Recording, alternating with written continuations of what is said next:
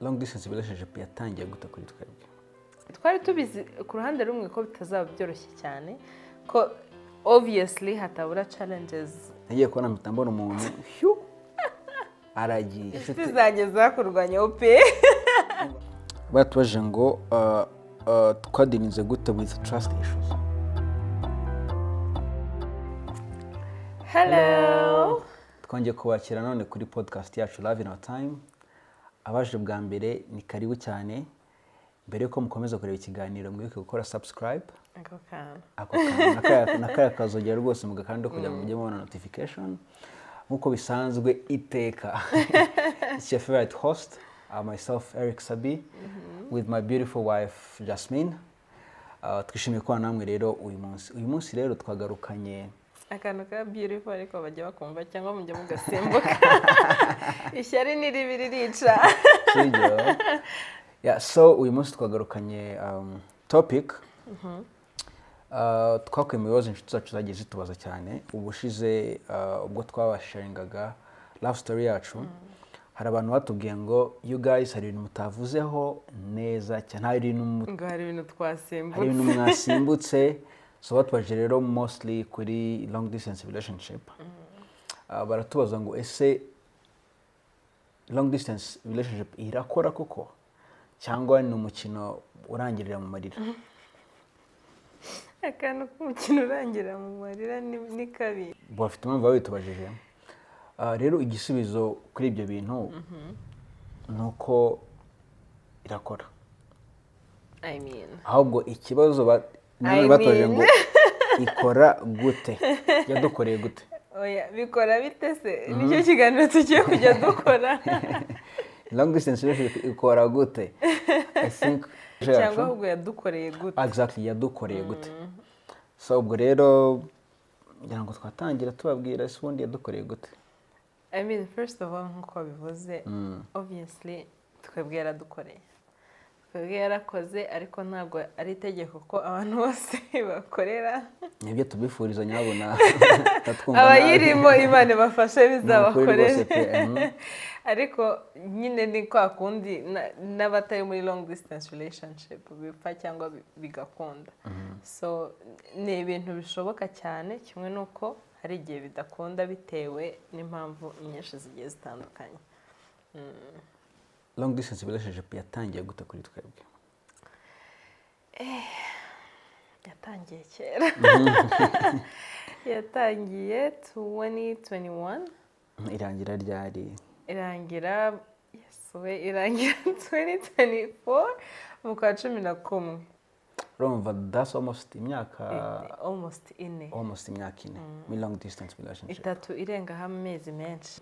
Tutagiye kubabeshya no kubirariraho kuko ari cyo twiyemeje gukora.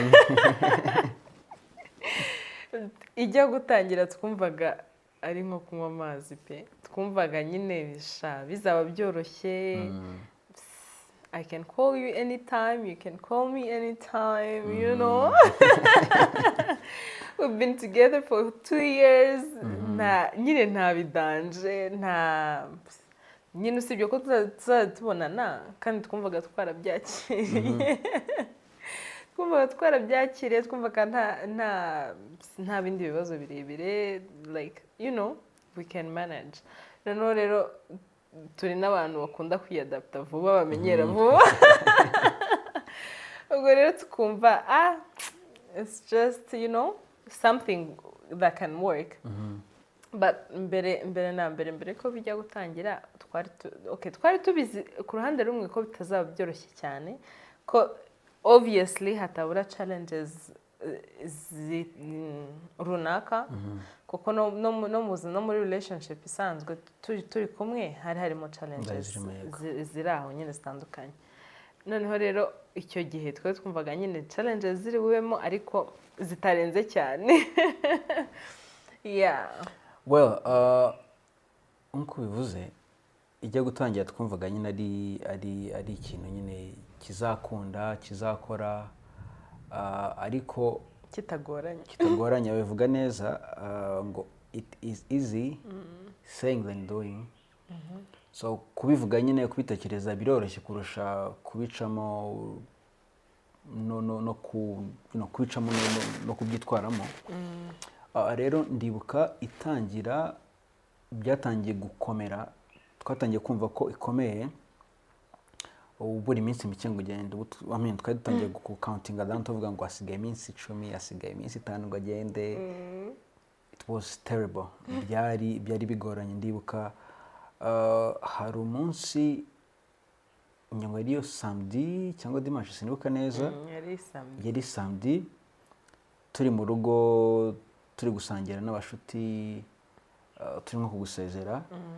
Nibwo natangiye kumva ko bya bintu birakaze man, bya bintu umuntu aragiye karabaye. Numva ntangiye kumva nyine ya gap na kwa kudashaka ko umuntu agenda. Nababwira ariko reka nceceke. Reka mbireke. Yes, nibwo natangiye kumva ko bikomeye nyine on my end. Urumva ngira ngo ni cyari cyumweru cya nyuma nibwo natangiye kumva ko bya bintu noneho ntabwo ari imikino, birakomeye, birakaze. Ngo birakaze. Inshuti yanjye byari bikaze. Yes, so kugeza again none umunsi ujya kugenda. Uriya munsi ntabwo nzawibagirwa. Cyangwa ntabwo uzawukumbura. Kutawukumbura no kutawibagirwa byose birafatanya, byose ni kimwe. Ntabwo nzawukumbura, sinzawibagirwa. It was terrible. It's all the same. Ngereka babwiza ukuri. Up to the day nagiye, ngewe nari nkiri urumva the feeling yo kumva ko ujya ahantu hashyashya, ahantu nari mfite inshuti zanjye and family, ariko still like ibintu biba biri guhinduka. Rero ngewe nari nkiri mu kinya. Ngewe numvaga ntazi like how to feel. Numvaga okay mu magambo meza. Numvaga ntaradigera ibiri kuba. Numvaga ntazi byari byo until ninjiye mu kibuga cy'indege, abantu bose mbasize inyuma. Genda gake. Umunsi wo kumusezera uri mu minsi nayo yambereye mibi. Gute? Uwo munsi ndibuka ko twaje mu rugo iwanyu kugusezera, turaza n'abandi bantu bari bariyo, and guess what? Ndavuga ngo ka goodbye keza nako kuri airport. Mind you, twari turi muri covid. Icyo gihe nubwo twari turi muri covid ariko ntabwo twari turi muri lockdown. Ntabwo twari turi muri lockdown ariko ingamba zari zigikomeje. Ndabyumva. Ingamba zo kwirinda zari zigikomeje. Ndavuga ngo ka goodbye keza ko ndaza kumusezera kuri airport. Ubwo mbavuye mu rugo iwabo, turagiye kuri airport, nabo baraza badukurikiye. Tugeze muri airport atangira gusezera abandi. Sezera abavukanye be, inshuti zacu zari. Hari abasezeye. Nasezeye ariko si wose. Noneho ubwo nari kumwe mvuga ngo okay, araza kunsoreza. Wagendaga wegera inyuma. Numva uvuze ngo uri mu kinya, ko nanjye nari ndi mu kinya in one way or another. Bazi ko kundi kera nk'umwarimu yabaga agiye nko kubita, ari umunyeshuri utinya inkoni akaguma yegera inyuma. Nawe nibyo wari uri gukora kugira ngo ngusorezeho. Sarimo kugenda asezera abantu gutyo ntegereje ngo agiye kongeraho. Ngiye kubona ati genda wakererewe. Noneho mind you, sinari nakererewe. N'umupolisi hariya ahagaze ari kutaraho gatari ko abantu barimo guhoberana muri covid bikanze iki. Umva ko iyo pressure ni iki. Nagiye kubona mpita mbona umuntu aragiye. Noneho mpita mbanga igiti navuga okay, aragiye. Aragiye gutya. Biransiga nyine ndavuga ngo kabyangwe nibi. Mbura uko nifatanya mbanga igiti. Noneho mbura ukuntu kwa kundi ubura ukuntu nyine feeling ukabura uko witwara. Noneho nari mfite aka gift nenge kuguhereza. Mba nakazanye nkakabereka. Noneho mbonye agiye kandi numvaga agomba kugenda gafite imitangaza Grand Sale nambwiye basikamubera ko njye nabonaga nuzi kuki utakazanye ntabwo nifite imbaraga zo kugenda mwana nari nabaye nyine hari ukuntu ikintu kikubonye of course bikagucanga ndakamuhereza aragenda nagiye kubona mbona ngo yo no man, that was terrible.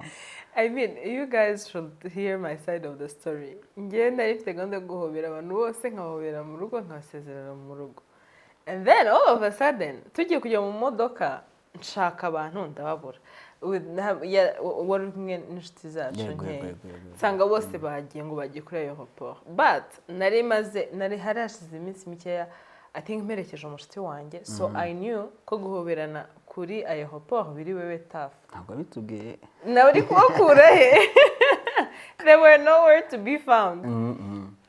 Ubwo rero njyewe ndiyaranja tugeze no kuri aeroport actually narabashatse ndababura sinzana mwari mukire. I think mwinjiye mbere yacu gato. Yeah. Ubwo rero guys, you know the pressure. Njye numvaga ntazi n'abantu nasezeye mu by'ukuri in that particular moment. Ngeze muri aeroport nibwo bampamagaye utansezeye. It was terrible. Yumva nyine aragenda nsohoka muri airport mvuze ngo nandi kumwe n'abashuti ndavuga ngo gato tugenda nyine tuwe ducuma dutera story, ariko byaranze neza ntabwo narenze kuri Adebisi ya mbere. Tani ndavuga, you know what my friends, ntabwo dukomezanyije nabakundaga ariko see you next time. Mpita nyine numva nise ntega nyine ndagenda taha. I was not feeling good at all, like ntandi nyine ugira ngo hari ikintu it was a nightmare that day kabisa. It was so bad. Ariko nyine we move. Ubuzwe niki kumuvinga ko wamuvinze. I mean, you have to move. Na kintu twagomba gukora. Ibyo birangiye nyine the journey started. Amaze kugera. How was it? Hari ibindi atavuze ariko reka mbiceceke kuko atabivuze. Come on. Oh yeah. Reka mbiceceke. But njyewe urumva nari nyifite a lot of things biri gutuma mba distracted, ntabitekerezaho cyane, ariko once nari maze gucekinga in my bags, maze gukora maze like every single step nagomba gukora before we board bimaze kurangira, maze kwicara rero ntegereje ko to boarding yo warampamagaye, and then I was like bro ziko bya bintu biri real. Actually my sister yabanje kumamagara and then nawe uza kumamagara, nibwo rero natangiye kumva ko it's real, like it's literally happening. Ndagiye, I decided to pack my whole life in 223 kg bags. Ngagenda. Yeah, so it was kind of hard, like nyine nibwo nahise numva ko kabisa ewan bya bintu byabaye, and at this particular moment there is no turning back. And then we started nyine urugendo rwo kuvugana kuri telefone gusa. Well, rwari urugendo rutari rworoshye mu gutangira kwarwo.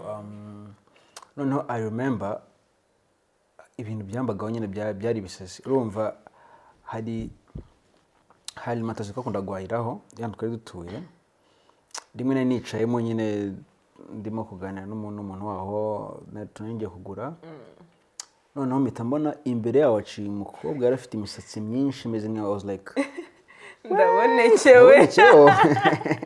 Surprise. No, you could see how, I mean, niba mwarajyaga gusenga mukajyana, like iyo biramukwibutsa niba nko urumva nkaho ngaho nyine nari ndi kuri alimentation, mbona nyine ukikanga ari wa muntu wabonye nyine kwadapta nyine ya situation ya itawugezemo.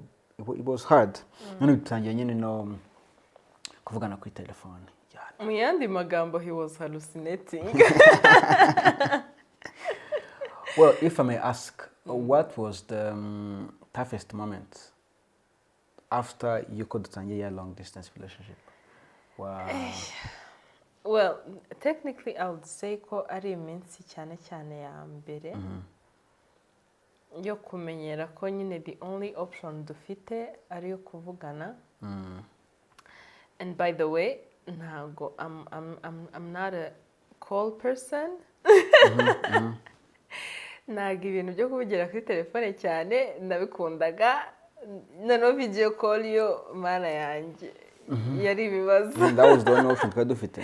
I know that was the only option twari dufite. So learning kwiadapta kuri iyo routine yo kuvuga ngo okay uko byenda kose ko tukiri nkiri hano, it was easier kuba navuga ngo kuba tutanavugana then the next day tukabonana. Yeah, nubwo bitabaga ariko byo byari gushoboka. Ariko ibintu byo urumva ko nta option dufite kubonana, nta yindi option dufite kuvugana except nyine kuvugana kuri telefone every now and then.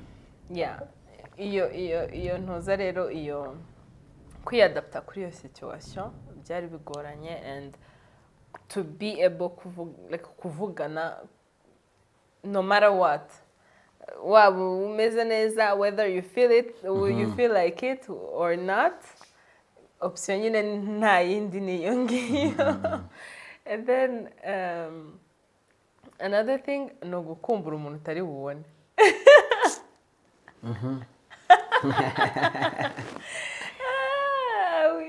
Wenda uri gusubira inyuma cyane, garuka, I'm here.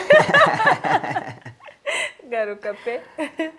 Gukumbura umuntu utari bubone is really hard. That was hard, yeah. Ukicara ukumva ushaka kubona umuntu ariko ukabizi ko that's not an option. Yeah. It's not even possible. Not even that soon. I know. I know, not even, utari no kuvuga nibura in 6 months. Or even, in 1 year, it's not that possible. Yeah, so that was hard. That was hard. Ikindi apart from that, cyari gikomeye kwari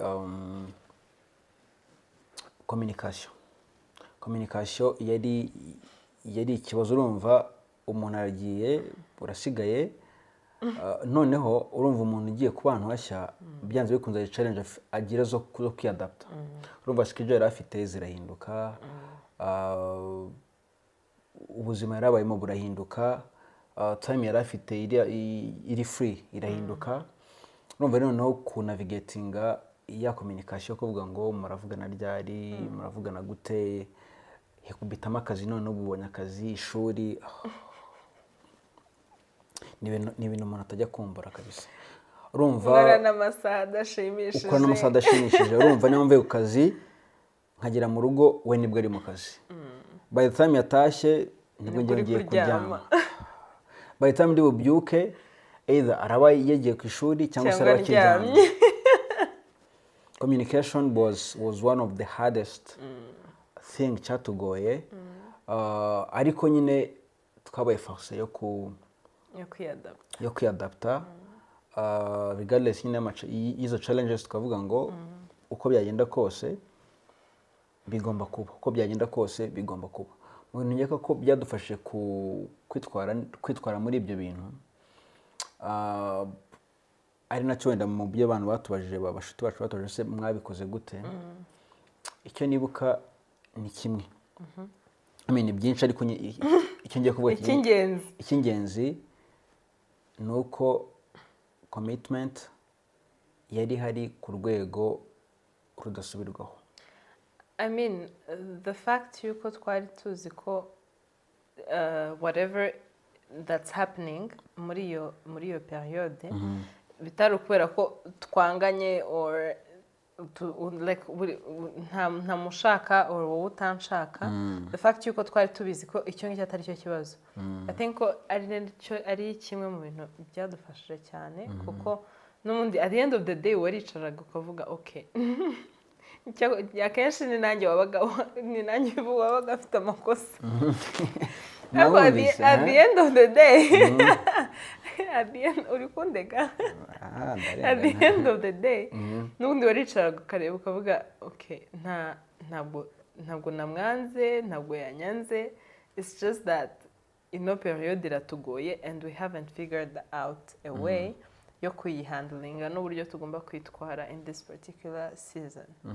Yeah. I remember twize kwigana ibyo bintu none ko twari turimo kubona turimo gufacing the challenges turangije we came to realize turavuga ngo you know what, let's have empathy, let's be compassionate kuko what we are going through ntabwo ari ukunyanze ntabwo ari unkwanze, ahubwo ni situation nyine turimo itugoye.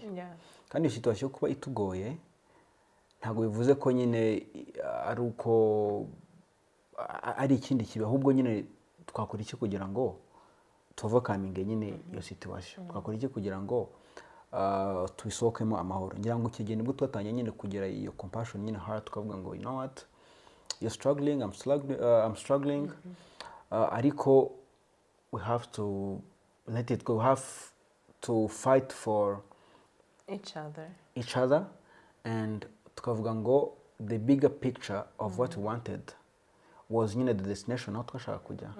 Tukavuga rero regardless of whatever we are facing, the big prize twarimo kureba no kubana. So tukavuga ngo rero regardless of the challenges ziri mu nzira, as long as turagera hariya hantu, there is no giving up. There is no giving up. Regardless, I mean, ntabwo byari byoroshye nyine, it sound easy kubivuga.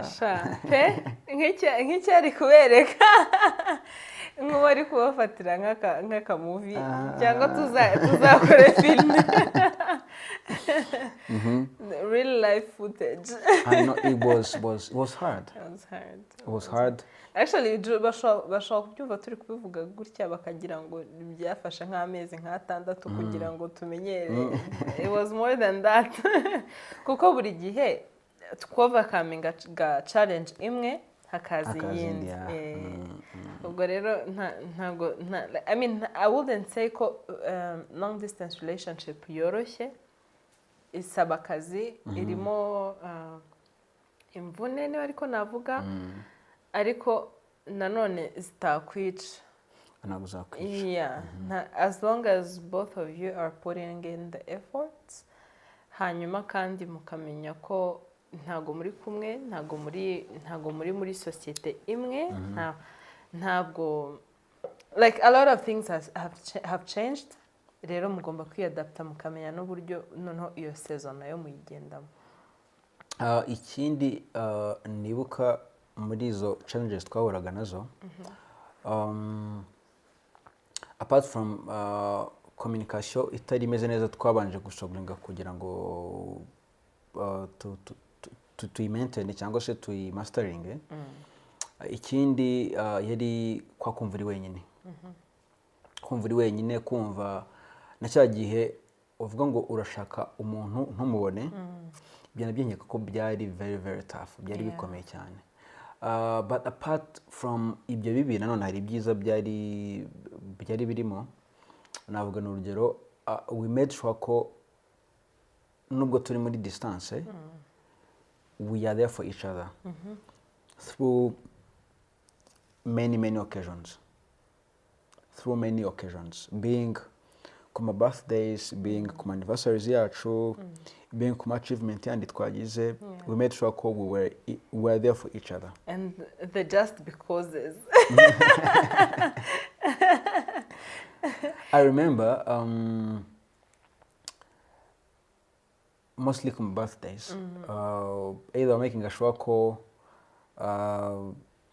you're there for me, like mu buryo bwose bushoboka. I made sure ko flowers zakugezeho, cake zakugezeho. Ariko reka mbabwire, hari abantu ngomba kugurira muri ubu buzima. My friends, inshuti zanjye zakurwanyeho pe. Umva salute rwose, mwakoze akazi k'indashyikirwa cyane. Baramfashije cyane. They were there for me. They made sure ko nyine niba ari flowers zishatse bazishatse izo nashakaga, niba ari notes shaka ko zikugeraho zikakugeraho, warabatumaga bagatumika. niba ari I mean narabatumaga bagatumika. So I mean nabyo navuga ni umugisha twagize ko wari ufite inshuti zikaba inshuti zanjye, then it made it easy for me nyine kuberaho, I mean kuba mpari kubwawe kandi turi in a long distance. turi in a long distance. Njye byari byoroshye cyane, ntabwo nari nkeneye ibintu birenze n'inshuti zawe ntazibona bakuru banjye bari kubikora. Uwo byari byoroshye, uwo byari bikomeye njye, ariko nanjye byaroroshye ku rwego ntabitekereza kuko wagize inshuti, izo inshuti zanjye zikanyumva zikanyorohereza.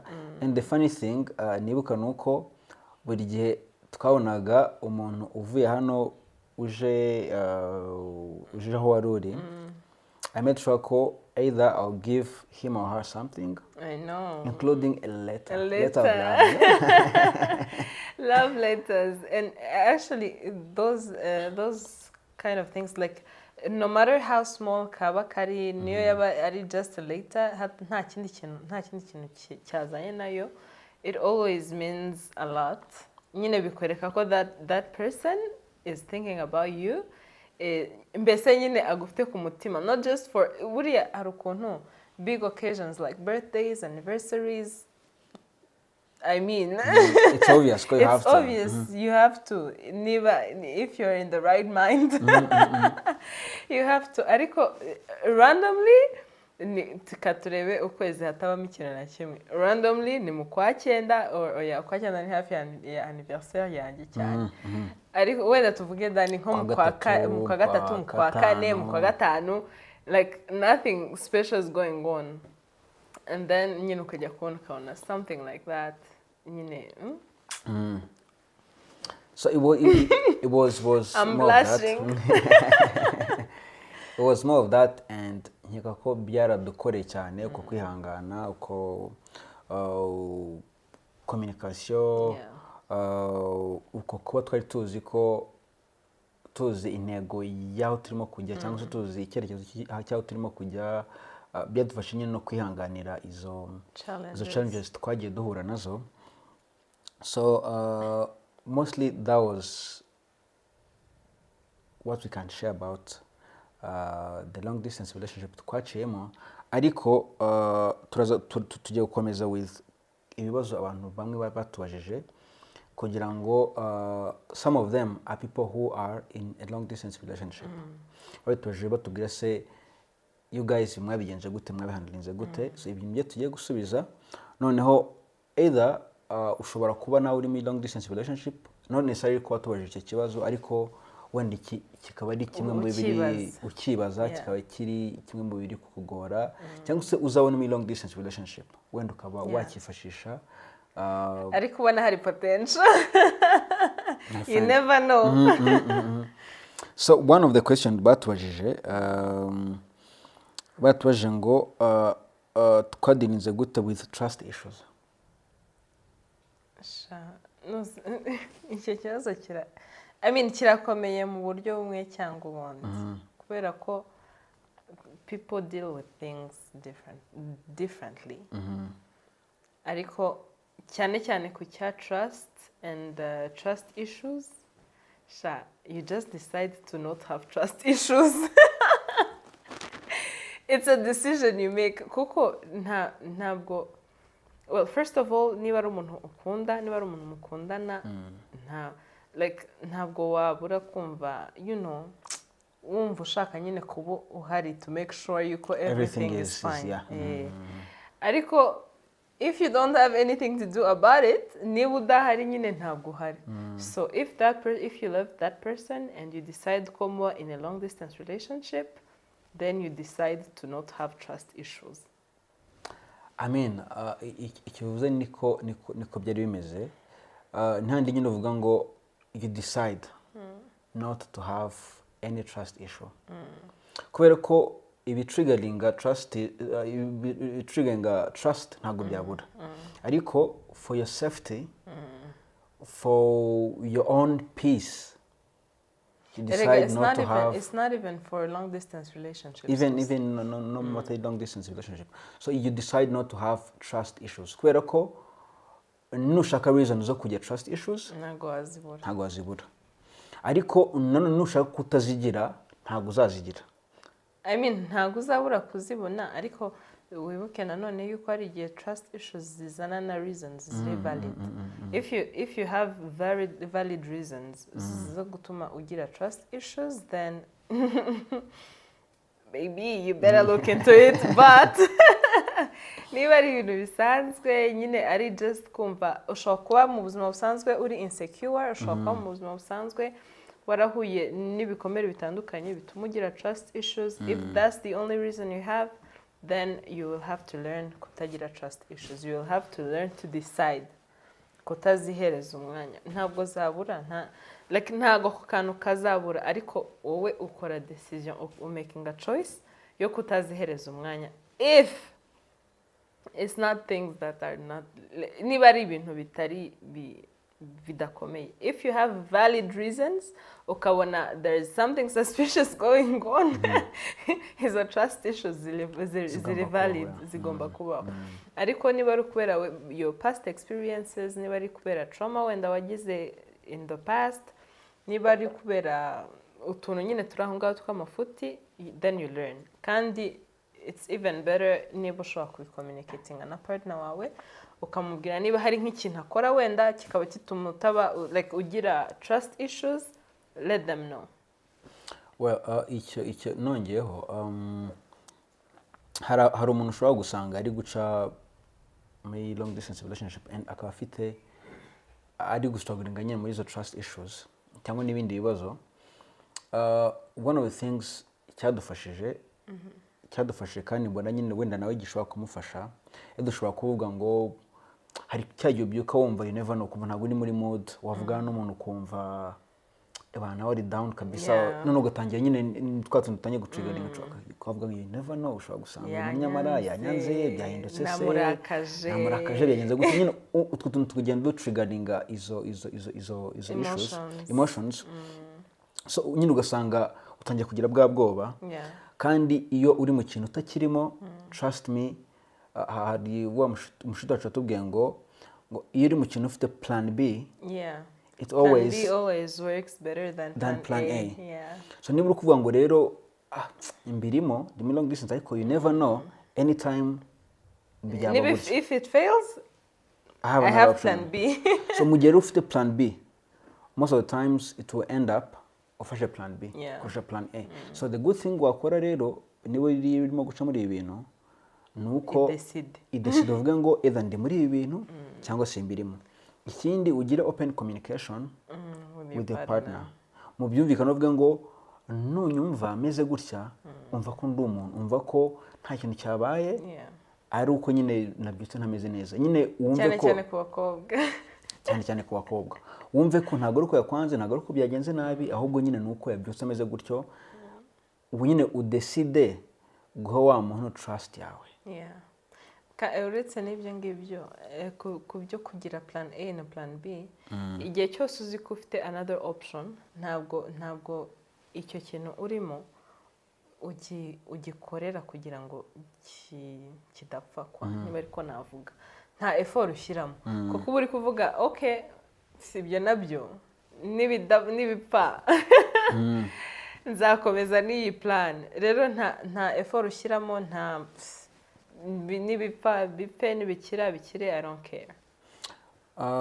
Aho ni kuri batubajije nyine uko twarinze na trust issues. Hari n'abatubajije tuvuga ngo ese twaje downlinga gute igihe umuntu umwe ari wudugushyamo imbaraga kurusha undi. I mean, niba aba bantu bararebye ikiganiro giherutse cy'uko love cyangwa se relationships buri gihe atari 50-50, they should have the answer by now. Batubaciremo muri make, igihe iyo byabaga kubera ko twabaga twadesize to give trust, twabaga turi committed 100%, we didn't have plan B. Twari dufite plan A yonyine ariyo gutuma relationship yacu ikora. So rero kuko dufite ibyo ngibyo, kuba umwe ari hasi undi ari hejuru, I think ntago byatugoraga cyane nyine of course byaragonaga nyine bikakurya ariko kukurya kakabanza kakurya kakakumenshura koko byataye ariko uko kakurya kose ukavuga ngo you know what I'm not giving up kandi like the other person ntabwo ari we this is a season niba wenda utari umeze neza hakaba hari something going on nyine nkumva ko ntabwo umeze neza ntabwo ndi bwe expecting gukora nk'ibyo wari usanzwe ukora cyangwa se ucommunicating nk'uko wari usanzwe ucommunicating before ariko that season will pass ntabwo birizahoraho buri gihe ahubwo niba ari njyewe cyangwa ari wowe ufite akabaraga kurusha undi ukamikinga sure yuko pushinze nyine ukazamurana wa muntu uri hasi you're there for that person niba ari hasi emotionally ukamufasha nyine kongera to come back to life and I think that should be the purpose yo kuba a partner with somebody biroroshye kubivuga kurusha kubikora ikintu rwose cyo mu cyumve ntago ntibanaze gutegereza ko twabimasterinze no my friend ntago twabimasterinze kuko uyu munsi aba ari iki ngiki ejo hakaza ikindi gitandukanye ariko bifite the same nature bifite the same nature so it was not easy, it was not sweet not at all ariko nyine you decide gukora icyo kintu you decide nyine kuvuga ngo I'm deciding ko niba ari hasi I'm deciding kumuliftinga up I'm deciding kumuzama nyine nawe akagera hejuru kubera ko nawe hari igihe azaba ari hejuru undi hasi ni ukurwaza nyine urwaza mugenzi wawe nyine ko mwese ikindi kibazo batubajije ariko bakomeze bibuke yuko tutari kuvuga ibintu biri one sided ni abantu bari kugendana bazi yuko ibyo bintu bishoboka ko uyu munsi nshobora kuba ndi anyway hari ibintu ngiye kuvuga ariko nsanga ntibiruvemo reka mbisimbuke akaba nyine bazi ko uyu munsi ushobora kuba ameze neza ejo ukaba umeze neza kundusha ejo twembi tukaba tumeze neza nyine bakaba babizi yuko igihe udashoboye kuhaba nk'uko usanzwe uhaba I will be there for you nanjye the same thing well ikindi kibazo batubajije bavuze ngo ese muri ibyo bihe byose ni gute twashoboye gutuma urukundo ruba live urukundo ruhora ruhari hagati yacu regardless your distance regardless yuko tutari kumwe regardless yo kumva ngo uri hejuru emotionally njye ndi hasi cyangwa se ndi hasi uri hejuru ni gute twatumye urukundo ruba alive ruhora ruri alive hari muri Bibiliya yanditse ngo ibicaniro byanyu bare byakitwa amanywa nijoro ni gute igicaniro cyagumye cyaka noneho I mean first of all I think ko twari twakivuzeho kimwe muri byinshi kimwe muri byinshi twavuzeho no kuhaba for each other nibari hari a special occasion yabaye ukahaba in one way or another ntabwo bisaba kuba wakoze ibintu biri expensive ntibisaba kuba just a simple gesture yo kwerekana yuko okay I'm not there with you to celebrate with you ntabwo mpari kugira ngo nishimane nawe ntabwo mpari kugira ngo nkwereke ko nishimiye intambwe wateye or nishimiye whatever situation ihari right now ariko I am there I'm cheering you ahondi I'm so proud of you nyine akantu nkako ngako kakwereka ko ndahari nubwo tutari kumwe and other thing nyine ni ibyo ngibyo byo kuvuga ibyo kushobora gusapotingana mu gihe nge ntari en forme wowe ukaba umeze neza ukaba ushobora kunsapotinga ukaba ushobora kuncomfortinga niba hari ikintu kigoye no gucomfortinga umuntu mutari kumwe umuntu muri buvugane kuri telefone gusa kuko icyambere iyo uri kumwe n'umuntu ushobora kumenya easily ukuntu ari kwiyumva niyo yaba atarabivuga ariko kugira ngo ukuremo ikintu mu muntu kuri telefone intambara ikindi nibuka ni uko twambika ingashoboka ko tubwiranye ko dukundana regardless of anything. Ndibuka rimwe twari turi muri fight and then urumva ko twavuze ngo nta kuryama utabwiye umuntu ngo uramukunda whether you like it or not. Whether you feel it or not. Bro, you have to ugomba kwatura ukavuga ko ukunda umuntu. So nk'uwo munsi nabyuka ko turi muri fight mbabaye ko kumva no kwishimira ndabwiye you know what, ntabwo mwishimiye pe, ntabwo umutima wanjye wo kwishimiye ariko I love you. So ukubona kwishimiye it doesn't have anything to do with the love I have for you. So rero no kwiforsa, ndabyita kwiforsa kuko nyine kwabaga kwiforsa ntabwo wabaga uri kubyiyumvamo no kwiforsa nyine kubivuga ntabwo uri kwiforsa kumukunda, uri kwiforsa kubivuga out loud kuko muri ako kanya nyine you're not even feeling like talking to that person. Ariko nyine icyo kintu cyo kwatura nyine ukavuga ngo no kwatura my friend ngo I'm not feeling it ariko I love you. Kingira ko kiri mu byadufashije nyine gutuma urukundo rukomeza real life regardless nyine ya situation turimo, regardless iyo turi gucamo. Nyaka ko iki kintu kiri mu bintu byadufashije. Ikindi kibazo batubashije tutarajya ku kindi kibazo, hari ikintu usize kandi cyari kiri very very important, no kugira igihe cyo gusengana. Yes. Ariko we even talked about it muri video ya love story yacu. Twagiraga a certain day tugasengana, no matter schedules zacu z'umunsi, ubwo nyine bitewe n'ukuntu bimeze muri icyo gihe twagiraga a particular day yo gusengana, and then mu gihe runaka tukagira week yo like particularly yo gusenga.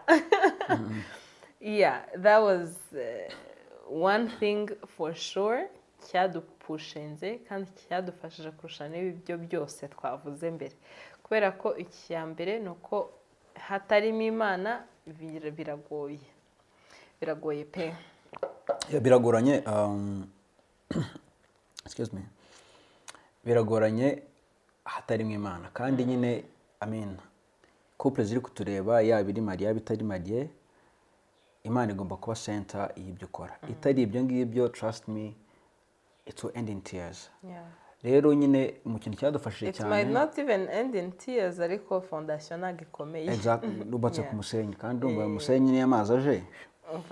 So rero you should put God first muri relationship yanyu, and you pray sincerely, usengera relationship yanyu. Kuko icyo kintu aravuze nyine cyaradufashije cyane even nubwo uzi gusengana n'umuntu wakurakaje.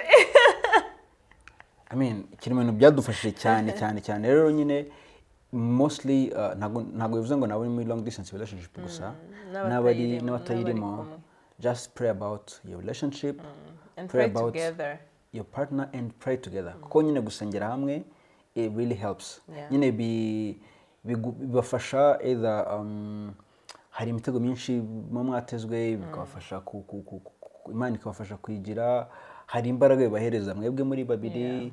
It's something nyine would recommend, cyadufashije kandi namwe nyaka ko kigomba mugifashe abataragikora cyangwa se n'abagikora. Nyaka ko mwaba bahamya yo kuvuga ko gusenga nka couple bifasha abantu cyane.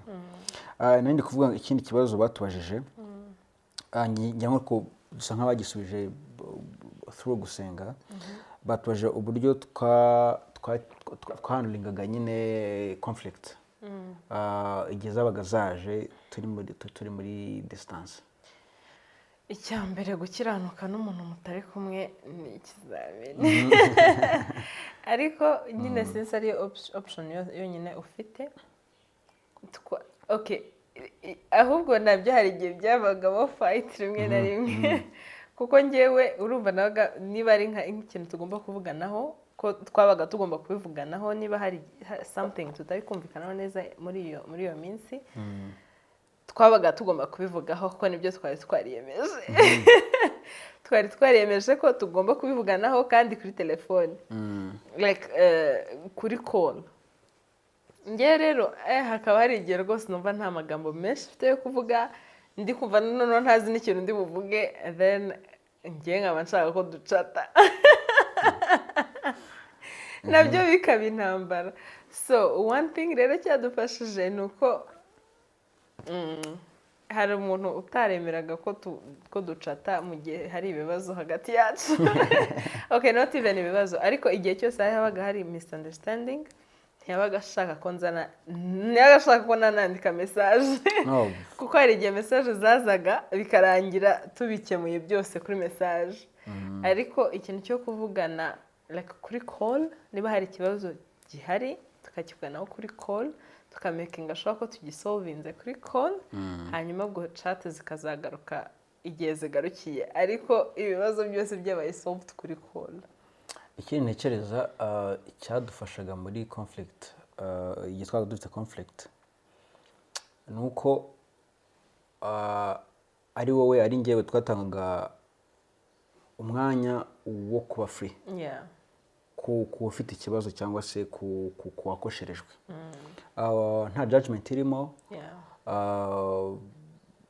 Donc nyine umuntu ari wowe ari njye twabaga turi free to express ourselves ku kintu turimo kumvikanaho. Kandi bigakorwa ikintu kimwe nzi cyadufashe nanone, ibintu byose byakorwaga in a loving tone. Nta kuvuga ngo I am coming like shouting at you now or you shouting at me, like twabikemuraga in a loving tone. Niba ari ikibazo niba yankoshereje nkabwira you know what, wakoze ibi byambabaje bigenze gute. Okay, if she acknowledge agasaba imbabazi, we move. Niba uri kubivuga nkaho hari ibyo ntigeze na acknowledge. No, come on, ntabwo tuvuze. Like ndavuze nyine, I mean you understand what I meant. Cyangwa se nawe niba ari ikibazo mfiteho akaza in a loving tone akabivuga, expressinga concern ziwe. I understand. Ikintu kitatubagaho cyane nyine no muri conflict resolution cyane kindi nuko ntabwo twinangiraga imitima. Ni wumva ijambo nimwinangire. Ntabwo twinangiraga imitima, tuvuge ngo nyine ngo uri system, tuvuge ngo ibyo arimo kuvuga ntabwo mbyumva. Sometimes hari nubwo iyo ugiye kwanaliza ugasanga za concern z'umuntu washyiramo ruje ugasanga it doesn't make sense, ariko kuri uwo muntu ukizanye it makes sense kuko cyamubabaje. So rero kutajudging cyangwa se kutinangira umutima ngo wumve ngo icyo umuntu avuze na sense gifite sense kuri we. Nkeka ko nacyo kiri mu bintu byadufashije cyane muri conflict resolution. Ikindi uko kutinangira umutima, uko no expressing ourselves in a loving tone, byongerwagaho kuba compassionate. Like kumva ngo ikintu avuze nuko kimubabaje. Ko kimubabaje rero sinshaka ko gikomeza kumubaza. So ibyiza kuri njye nuko myumva tukagikemura and then we move. So iyo compassionate nyine heart no kumva ko nyine ugiriye umuntu za impuhwe, nacyo kiri mu bintu byadufashije kandi nyaka ko byadukoreye nyine muri conflict resolution. I mean, mainly ni ibyo ngibyo, abandi nabo bazashake tips zizabakorera. Ibi tuvuze ntabwo ari itegeko, ntabwo ari ihame. We just sharing our experience. Yes, an experience turimo gusharinga. Nkeka ko nyine ibyo twavuze birimo n'inama nyinshi nyine ku makouple nyine ari muri long distance relationship cyangwa se yaba atanayirimo, ariko I mean challenges ntabwo ziba ku bantu bari muri long distance relationships gusa. Ariko hari n'abantu batekereza ko long distance relationships ari iz'abantu baba mu bihugu bitandukanye. Bashobora kuba ari umwe ari Rusizi, Kigali undi ari Rusizi. That's a very long distance relationship. Yes, so as we wrap up ikiganiro cy'uyu munsi, icyo twavugaho nyine muri make cy'umuntu wenda yakuramo mu rugendo rwacu, first of all, niba uri muri long distance relationship, ikintu cya mbere kizayikomeza cyangwa kikayisenya ni communication. Communication is key. Rwose make sure ko communication yawe n'umupartner wawe iri strong and iri smooth. Ikindi iri open, like buri wese nyine making sure ko ari free to express uko yumva, erega bana creating environment yo kuba free around that person kuko hari igihe uba ushaka no kuba free ariko the person muri kumwe akaba atara creatinze that environment yo kugira ngo wumve uri free. Icyo ngicyo kikongerwaho emotional connection. Urumva niba naguhaye room to be free, you feel connected to me kubera ko nyine naguhaye nyine uwo mwanya wo kuvuga ngo you are free. Ikindi ni uburyo bwo guhandlinga trust issues. Niba uri muri long distance relationship cyangwa se not necessarily long distance relationship, as long as uri muri relationship, trust the person muri kumwe. If you don't trust that person muri kumwe, ntabwo nzi ibyo urimo kubera ko niba utamutrustinga, niba utamuhereza icyizere cyawe, then it means ko nyine uri mu bintu utabirimo. So kugira ngo ube mu bintu utabirimo, utakaza umwanya wawe w'ubusa, byaba byiza rwose ukabivamo. So rero mwige, ubwo ndavuga ni long distance relationship, kwiga navugaga nyine try to give trust that person kugira ngo ko nutama trust issues zizahora ziriho nyine bitriggeringa trust issues bizahora ari byinshi. So make sure ko uhaye uwo muntu icyizere. Ikindi I mean ikindi ni ukutajya muri long distance relationship ufite iyindi mibare iri behind irenze kuba ukundana n'umuntu. Ko hari abantu bakundana n'abantu especially abantu bari hanze y'u Rwanda kandi ubwo urabyumva ko atari muri Afurika ndi kuvuga. Akaba ariko nyine ukaba uri kuvuga okay reka nkundane n'uyu muntu kubera ko nidukundana and we get married kugenda bizanyorohera. Rero nimukora iyo long distance relationship iri based kuri iyo calcul urimo, it's not gonna work. Hari igihe ushobora gukunda wenda ukanagenda ariko urumva ko nyuma yo kugenda, nyuma yo kumusanga ntabwo ari ibintu bizaba bikomeye, ntabwo ari ibintu bizaba biri burangire in tears. Rero ikintu cyo gukora imibare, ikintu cyo kuvuga ngo nidukundana kubera ko ari muri Europe, kubera ko ari muri Canada, kubera ko ari hehe, nanjye bizanyorohera kugenda, ni ukuri ibyo bintu tubireke pe, dukizwe tubireke. Ibyo bintu ntabwo biceka, kirakomeye. Kandi wenda ngira ngo cyo kiri broad, nyango wenda dushobora kuzakivuga biri specific kuri izo conflicts zo muri ibyo bintu. Ariko what we can say now is icyo ruvuze niba ugiye muri relationship iri long distance, make sure ko uyigiyemo koko bijyanye n'urukundo, and umenye ngo the plan you have is that person. Ikindi cyadufasha cyafasha abantu nuko niba uri muri long distance imeze gutyo, yigemo uvuga ngo urashakamo iki, like uzi icyo ushaka. Kubera ko kujyamo utazi icyo ushaka, kujyamo ufite imitima ibiri uvuga ngo mfite aha bigemeze gutya, it will be the waste of your time. It will be ntabwo uzaba urimo gutakaza umwanya wawe gusa, ahubwo n'umutima wawe, izo energy bizakuvuna kurusha uko wagombye kubireka. Rero niba ugiye kwijyamo, yigemo uvuga ngo nyigiyemo kubera iyi mpamvu. Ese ubwo bidakunze, target yawe idakunze, bijyemo uvuga ngo mfite impamvu zo kubijyamo. Rero kuvuga ngo turi muri long distance relationship, we are struggling to get married or we are striving to get married. Nyine mariage bivuga ngo niyo end goal yanyu, niyo prize yanyu. Uvuga ngo whatever we can face, no matter what, nyine the goal yacu ni mariage. Rero apana kuvuga ngo I'm going to try him, ngo turebe uko bimeze. I mean, niba bimeze gutyo, trust me, ushaka kutarangira neza. Kubera ko nyine uzaguma uri gutestinga, ureba niba bizavamo. I know. Kandi ntibikunda. I mean, the other thing twavuga ni ukumenya okay, turi muri long distance relationship, but is it gonna stay this way? Like tuzaguma muri long distance relationship even after we get married. Niba your end goal ari getting married, ukamenya niba for example nkatwe nagiye kugenda mbizi yuko at the end of the day nindangiza ibyo ngiye gukora I have to come back kandi ibyo ngibyo twagiye tubyemeranyijeho kubera facts zitandukanye twagendeyeho kubera uburyo dushaka kubaho when we get married kubera uburyo dushaka kubana ibyo dushaka gukora ibyo byose turabireba and then we decide yuko after I do what I want to do I have to come back ubwo rero nawe niba uri muri long distance relationship urebe talk with your partner mumenye what's next once we're married niba ari byo dushaka niba ari byo niba turi kugenda towards marriage dushaka iki am I moving aho uri are you coming